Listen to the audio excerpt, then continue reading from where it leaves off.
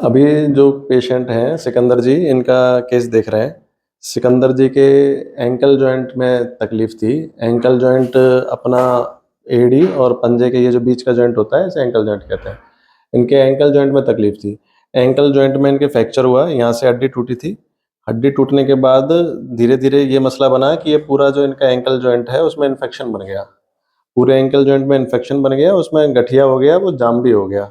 इसे अंग्रेजी में सेप्टिक आर्थराइटिस कहते हैं। देसी भाषा में अंग्रेजी में जो हमारी डायग्नोसिस है टर्म है, उसे में इसे सेप्टिक आर्थराइटिस कहते हैं।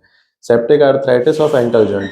सेप्टिक आर्थराइटिस का मतलब ये हुआ कि अंदर इन्फेक्शन भी है जॉइंट में, जॉइंट का जो कार्टिलेज है वो भी घिस गया है, जॉइंट में मूवमेंट भी नहीं है, जॉइंट में मवाद भी आता है, दर्द भी होता है और पैर पे वज़न लेने में भी चला नहीं जाता। तो ये सारी दिक्कतें इनके सामने धीरे-धीरे इलाज के दौरान, बीमारी के दौरान बनती रहीं और ऐसी स्थिति में जो केवल एकमात्र इलाज जो एंकल जॉइंट का बचता है, वो एंकल जॉइंट फ्यूजन सर्जरी होता है, जिसमें इनके सारे जॉइंट को साफ करके, लवाज करके, बिल्कुल अंदर का सारा इन्फेक्शन क्लियर करके, सारा इन्फेक्शन डेब्रिज क्लियर करके, सारा डेड कार्टिलेज, डेड बोन हटा के उसको हम फ्यूज़ कर देते हैं, जॉइंट को फ्यूज़ कर देते हैं। तो ताकि वो दर्द रहित हो जाए, ताकि वो चलने लायक मरीज़ हो जाए, ताकि उसमें आगे इन्फेक्शन ना बढ़े, ये सब हमारा ऑपरेशन का टारगेट होता है। तो ऐसे ऑपरेशन, ऐसे इलाज, ऐसी दिक्कतों का इलाज केवल दवाई नहीं है कि आप इन्फेक्शन को दवाइयों से ठीक कर लोगे। आप सेप्टिक आर्थराइटिस जो कार्टिलेज लॉस है, उसे दवाई से ठीक कर लोगे। अगर आपका एंकल में कार्टिलेज हट गई है, उसमें कार्टिलेज का क्षरण हो गया है, कार्टिलेज डैमेज हो गई है, तो उसे दवाई से ठीक कर लोगे। ऐसा दवाई का इसमें कोई इलाज नहीं होता है। तो मैं भी उन मरीज़ों को कहना चाहूँगा जिनके एंकल जॉइंट में आर्थराइटिस है, उसका इलाज केवल फ्यूज़न है, केवल उसका इलाज ऑपरेशन ही है, तो इसीलिए वो अपना जो समय उसको व्यतीत कर रहे हैं, वो बेकार है। तो शुरुआत से जैसे इनके केस को देखें, तो शुरुआत में केस नॉर्मल सा ही केस था, जिसमें कि एक भीतर की एंकल जॉइंट के पास की भीतर की मीडियल मैलस की हड्डी और बाहर की लेटरल मैलस की हड्डी टूटी थी, जिसका इन्होंने नॉर्मल ऑपरेशन कहीं दूसरे हॉस्पिटल में करा लिया था। दरअसल इनका चोट इंजरी जो थी वो कंपाउंड इंजरी थी, ओपन इंजरी थी, जिसमें कि पहले घाव हो गए थे यहाँ पे पैर के पास। तो उन घाव की वजह से धीरे-धीरे उसमें इन्फेक्शन बन गए। इन्फेक्शन बने तो इन्होंने अपने वायर रिमूव कराए। वायर जैसे इनके रिमूव हुए, वायर रिमूव होने के बाद जैसे इनका एक्स-रे देखेंगे तो ये इस कंडीशन पे इनका एक्स-रे आ गया था। तो जहाँ शुरुआती में जैसे आप देखेंगे कि जॉइंट स्पेस बिल्कुल क्लियर है, दोनों हड्डियों के बीच में गैप बिल्कुल बराबर है। तो जैसे आप इसमें देखेंगे तो एक तरफ से हड्डी एक में धँस गया है, यहाँ जॉइंट स्पेस दिखेगा तो यहाँ हड्डियों के बीच में गैप खत्म हो गए हैं। इसी को आर्थराइटिस कहते हैं। इसका मतलब ये है कि यहाँ तो या तो कोई बोन पीस गलत सेट हो गया है, गलत ऊपर चला गया है, जिससे कि यहाँ गैप जिससे कि यहाँ जो जॉइंट का गैप था वो बराबर नहीं है। तो ऐसे में जब पेशेंट चलेगा तो ये वाला हड्डी इससे टकराएगा और जैसे-जैसे और टकराएगा तो और घिसाव बनेगा। तो इस तरह का जो अगर जॉइंट का एक्स-रे किसी के भाई के है, किसी दोस्त के है, तो वो ये इसको आप ठीक नहीं करा सकते। इसको केवल एंकल फ्यूजन सर्जरी से ही ठीक करा सकते हैं। जैसे और समय इनका निकला तो और आगे का एक्स-रे देखोगे तो इसमें जैसे कि गैप इसमें भी आपको नहीं दिखाई देगा भीतर की तरफ। तो ये टिबिया और टेलस बोन के जो जॉइंट है, टिबियो-टेलर जॉइंट, एंकल जॉइंट जो है, उसमें गैप बिल्कुल खत्म हो गया है। तो साथ ही साथ इसके साथ इनके इन्फेक्शन की भी शिकायत थी, तो दोनों दिक्कत एक साथ इनके आ गई। तो जैसे धीरे-धीरे हमारे पास आए तो हमने इनके एक्स-रे कराए। तो हमारा एक्स-रे आप देखेंगे, तो हमारे एक्स-रे में भी ये है, जो शुरुआती कार्टिलेज एक तरफ की भी सही थी, एक तरफ की खराब थी, अब वो दोनों तरफ की खराब हो गई। अब वो दोनों तरफ से टेलस टिबिया के अंदर धँसने लग गई है, टिबिया के अंदर टेलस जाने लग गई है, घुसने लग गई है। तो दोनों के बीच में गैप खत्म हो गया है। तो ये एंकल फ्यूजन की के लिए सर्जरी का इंडिकेशन है। तो अब इनका जो सर्जरी हुआ है उसमें उसके बाद का एक्स-रे जैसे मैं आपको दिखाऊँ, तो ये उसके बाद का एक्स-रे है। तो इसमें हमने डेड कार्टिलेज को एक लेयर को 1-2 एमएम जो लेयर होती है, 3 एमएम की लेयर जो होती है, उसको हम क्लीन कर देते हैं दोनों तरफ से और दोनों हड्डियों के बीच में इसको इस तरह से डालते हैं कि वो ज़्यादा से ज़्यादा कवरेज इसको ले सकें। तो सामने की तरफ से देखेंगे तो ये 3 स्क्रू इस तरह से गए हैं और साइड की तरफ से देखेंगे तो 3 स्क्रू इस तरह से गए। तो ये एंगल फ्यूजन के बाद का इनका एक्स-रे है। अभी सिकंदर जी को इलाज किए करीब 20-25 दिन हुए हैं। हाँ, 20-25 अभी हमने इनके फाइबर का प्लास्टर लगा दिया है और अभी इनको थोड़ा आराम के लिए बताया और 1.5-2 महीने बाद से इनको सहारे से चलवाएँगे। तो ये तो मेरी बात रही। अब इसी बात को, इसी चर्चा को सिकंदर जी के थ्रू सुनते हैं कि उनका पहले बीमारी किस तरह से थी और इलाज का अनुभव यहाँ किस तरह से रहा और क्या ऑपरेशन उनके हुए थे। सिकंदर जी अपना परिचय दे दीजिए। मैं डॉक्टर जी के पास आया था। पहले मैंने धौलपुर इलाज कराया था। चोट कब लगी थी? आप अपना नाम बता। मेरा नाम है सिकंदर। मैंने पहले ये एंकल जोन टूट गया था, तो रात में टूट गया था, तो मैं सीधा धौलपुर गया था। कितना दिन हो गया? 2 साल होगी मेरे को। तो वहाँ 3 महीने तक इलाज चलता रहा। जो पहले चोट लगी थी उसमें स्थिति क्या बनी थी, क्या बात हुई थी, उसमें कैसे हुआ जैसे था? उन्होंने वो सरिया डाल दी थी। उसमें घाव था पहले पैर में ना, घाव था? हाँ, टूट गया था एंकल जोन, कहाँ पूरा से? फट गया हाँ, था। बिल्कुल घाव बन गए थे ना, हाँ, बिल्कुल यहाँ से ये पूरा फट गया था। घाव बन गए थे। हाँ, हड्डियां दिखने लग गई थी, हड्डी बिल्कुल ऊपर आ गई थी, हड्डियां, बिल्कुल। मांस नस सब हाँ। दिखने लग गया था उसमें। हाँ। इसीलिए उसमें इन्फेक्शन बना कि आपके जो चोट थी ना वो ज्यादा गंभीर थी। हाँ।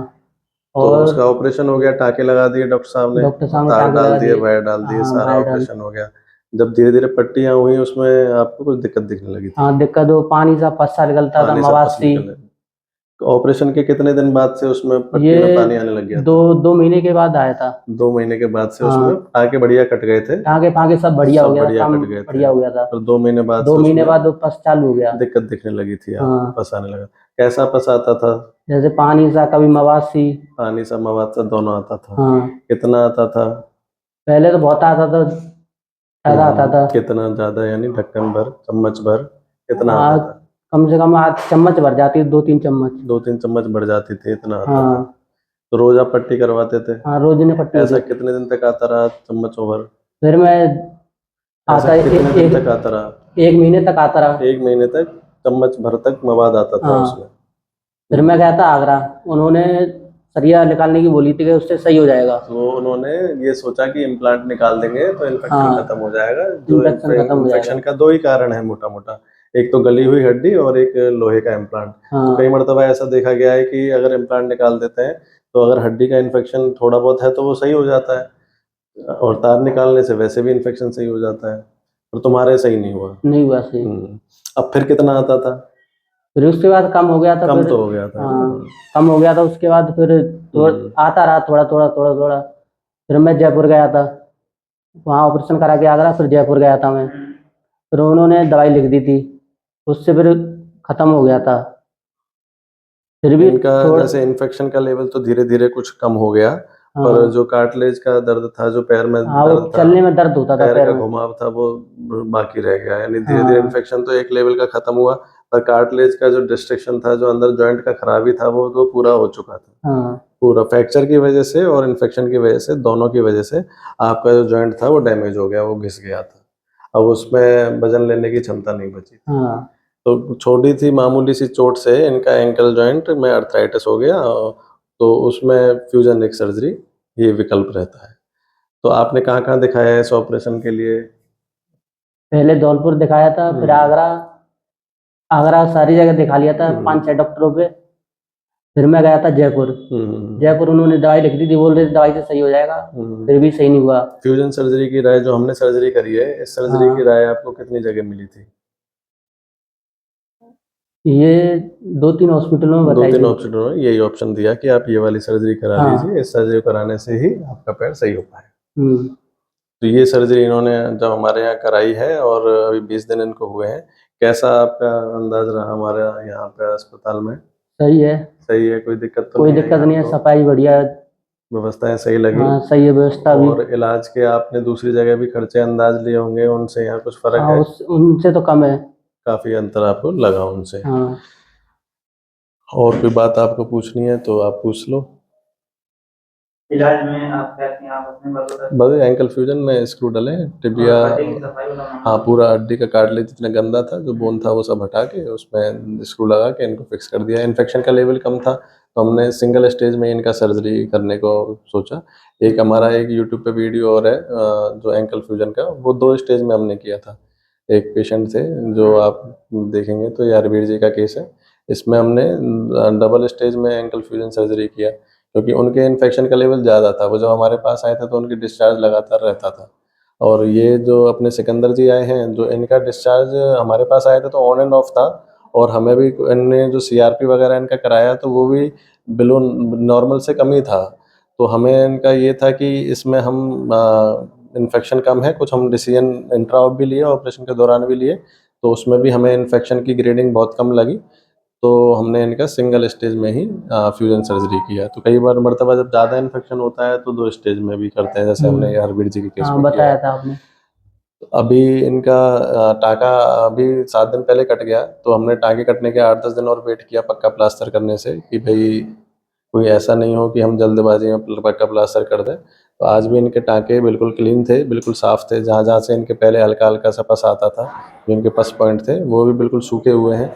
वहाँ से भी कोई गरमाई की शिकायत, लालपन, कोई हल्का-सा भी मवाद या पानी की शिकायत, घाव बनने की शिकायत वहाँ से भी नहीं दिखाई दे रही है। तो वो क्या है कि जैसे कार्टिलेज में थोड़ा-सा इन्फेक्शन रहता है, तो वो साफ़ हो जाती है, तो ऑटोमैटिकली अगर कम इन्फेक्शन है, तो वो ऑटोमैटिकली सही हो जाता है। तो उम्मीद यही करते हैं कि ये बहुत जल्दी सही हो जाएँगे और बहुत अच्छा चलने लगेंगे। इनका ऑपरेशन हुए करीब 20 दिन का समय हुआ है। आज इनके पैर में फाइबर कास्ट लगा दिया गया। दोस्तों, एंकल फ्यूजन सर्जरी में एंकल जॉइंट को फ्यूज कर दिया जाता है, जिससे जो एंकल का दर्द हमें परेशान करता है वो दर्द ख़त्म हो जाता है।